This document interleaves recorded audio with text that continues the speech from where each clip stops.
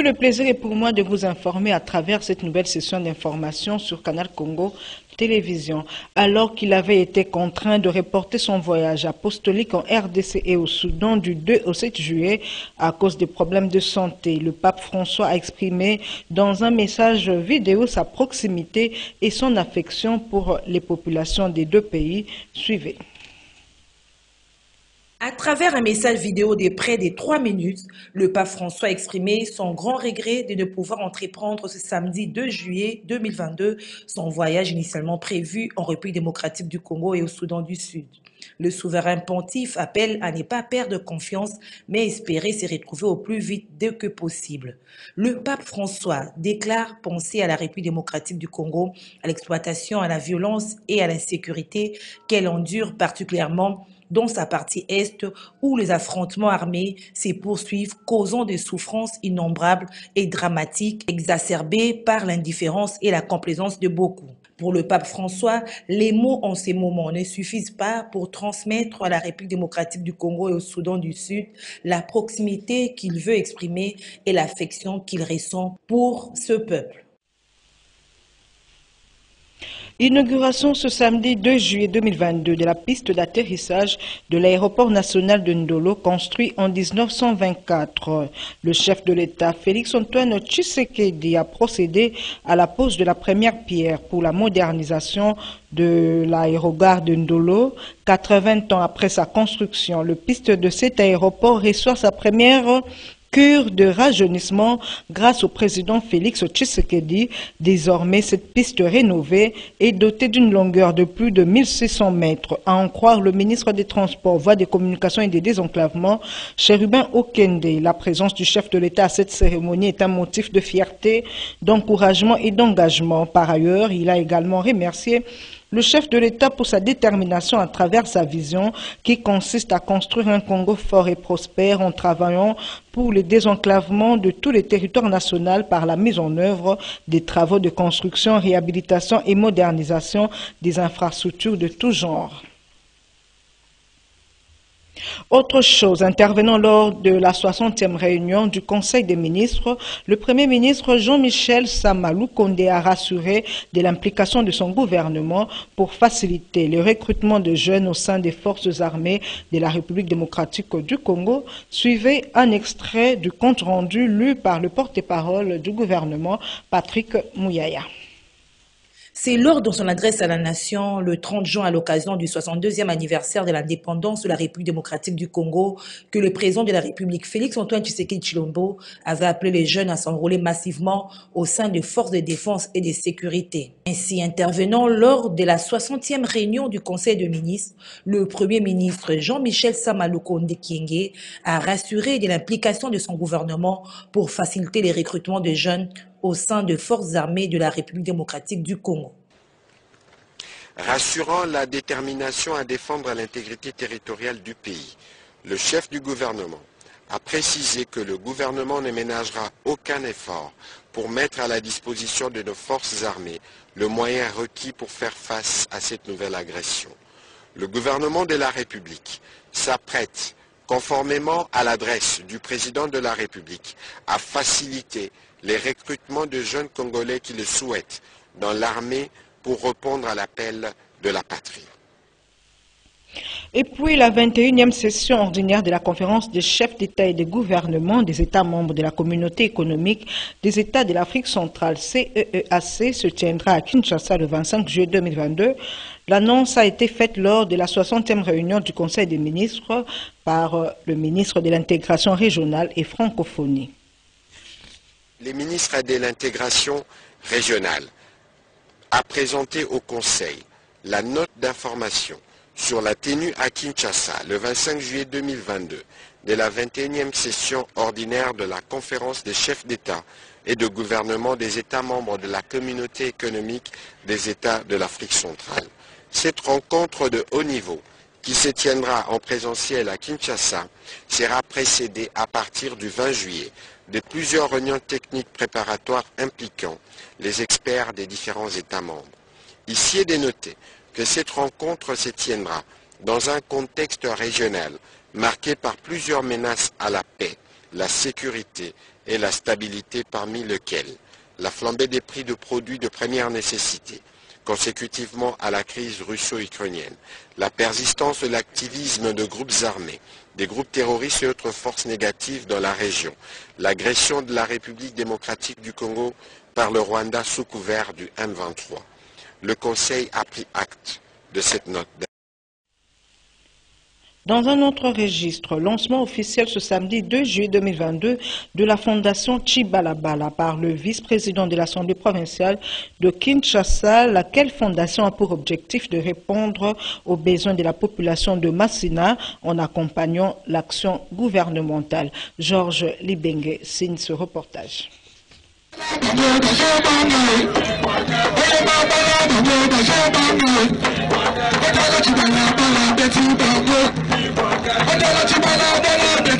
La fondation Chibalabala, lancée ce jour par le vice-président de l'Assemblée provinciale de Kinshasa, se veut accompagner l'action gouvernementale.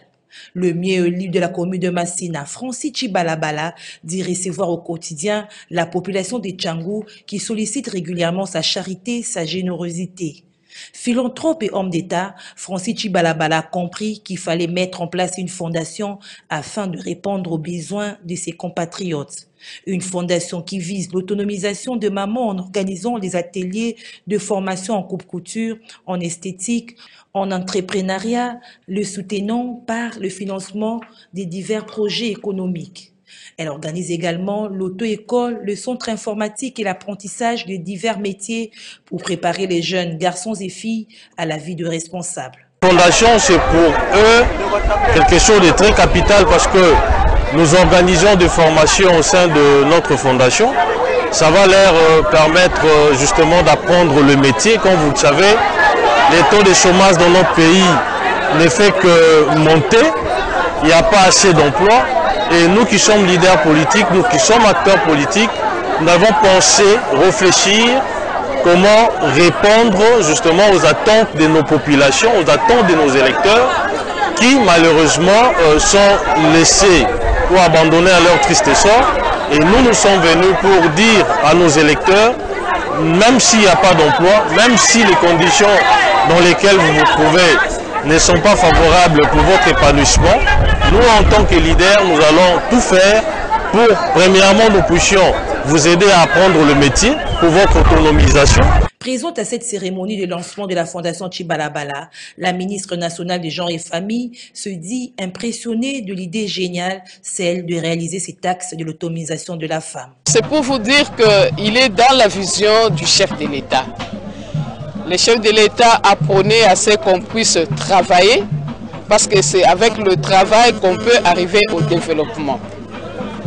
Et il est parmi les fils rares de ce pays, et si je peux même dire de cette ville, qui a pensé donner du travail à ses compatriotes, les Congolais ici dans la commune de Massina. Un appel de fonds à toutes les personnes physiques ou morales de bonne volonté afin de soutenir les activités de la fondation Chibalabala dans le plus grand intérêt de la population a été lancé. Ce sont les enfants qui ont bâti. Plus jamais.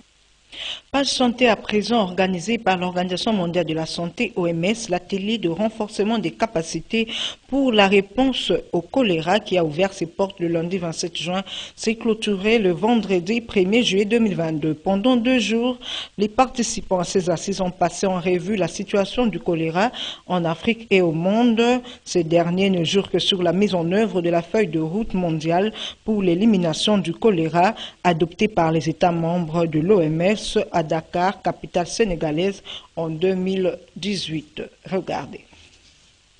Ouvert le 27 juin 2022, l'atelier régional de renforcement des capacités pour la préparation du choléra, organisé par l'Organisation mondiale de la santé OMS, a clos ses travaux le vendredi 1er juillet 2022. Il était question d'évaluer la situation du choléra en Afrique et au monde. Il a été révélé qu'en 2021, en RDC, cette épidémie a atteint 11 317 cas. Prenant la parole au nom des participants, Dr Glélé Ao Rodrigue de Beni a lu quelques pistes de solutions retenues pour l'élimination de cette épidémie. Pour conduire cet atelier et pour toutes les commodités mises à la disposition des participants.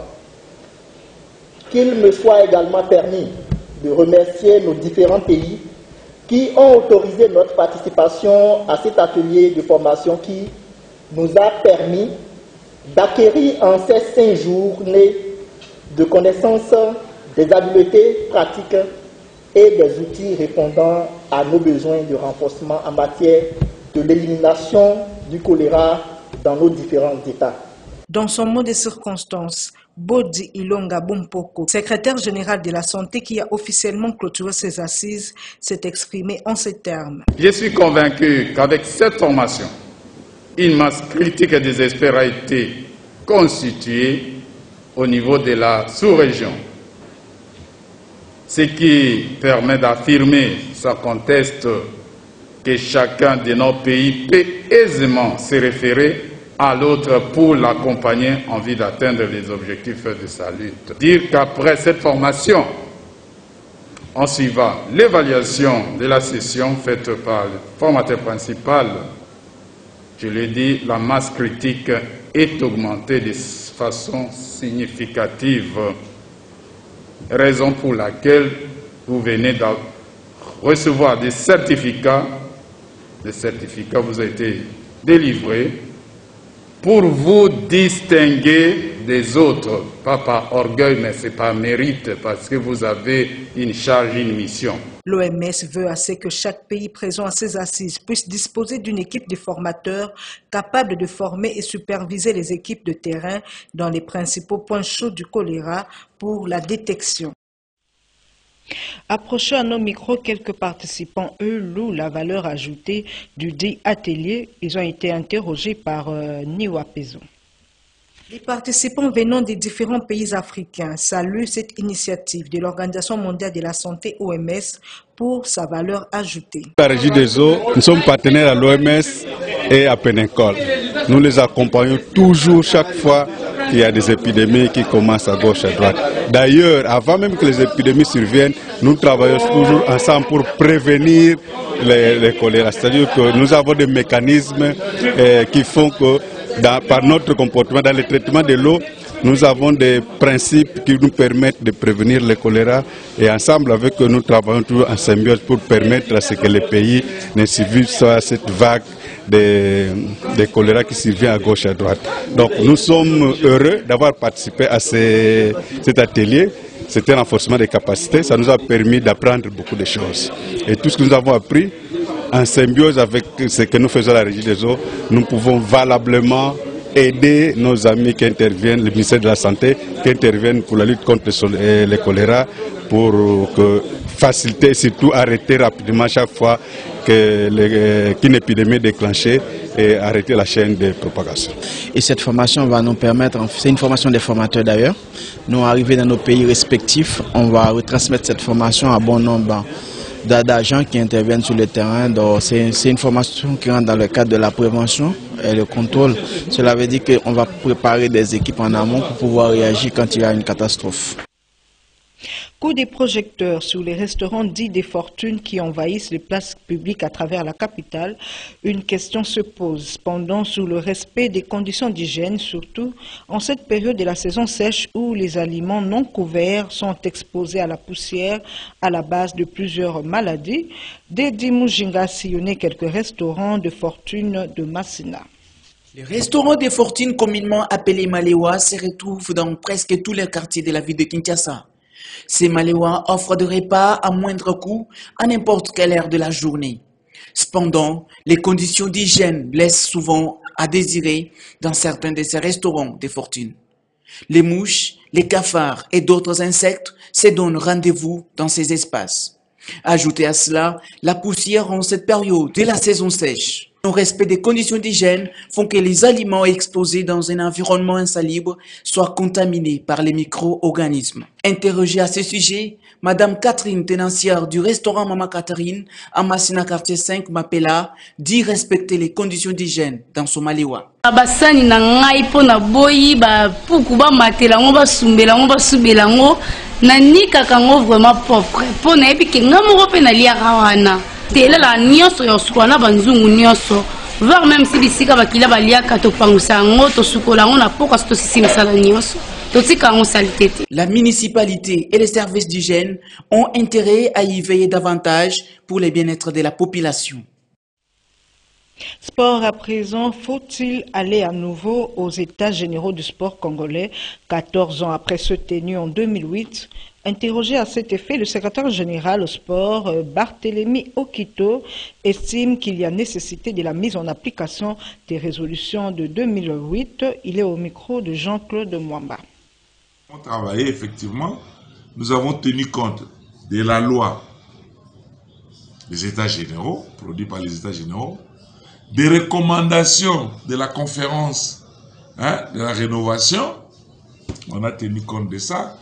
On a tenu compte de 8 lois existantes, c'est-à-dire la loi française, camerounaise, ivoirienne, brésilienne. Donc c'était pratiquement du droit comparé avec les réalités du Congo. Et nous, on est allé à 212, 213 articles. Et on a remis ce travail à Maman Ndombe, qui a fait vraiment un grand travail avec la commission socio-culturelle. Et puis, ils ont été défendre, j'étais même dans la salle, défendre cette loi à l'Assemblée nationale, au Sénat, bref. Il n'y a que ça qu'on peut considérer comme application, mais tout le reste dans les tiroirs. La volonté politique. Il faut la volonté politique. Le chef de l'État vient réveiller en fait cette action salvatrice. Et moi personnellement, j'ai longuement parlé avec le ministre Serge Condé.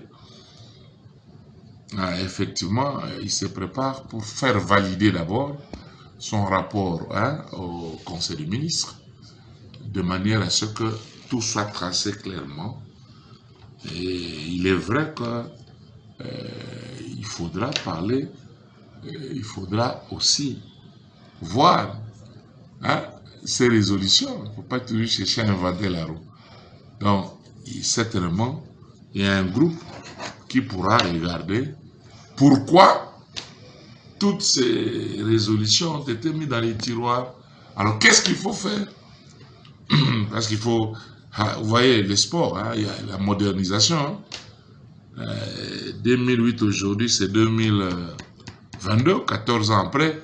Beaucoup de choses ont évolué, et surtout avec la technologie. Ainsi s'achève cette nouvelle session d'information sur Canal Congo Télévision. Merci à tous de l'avoir suivi et bon week-end chez vous. Au revoir.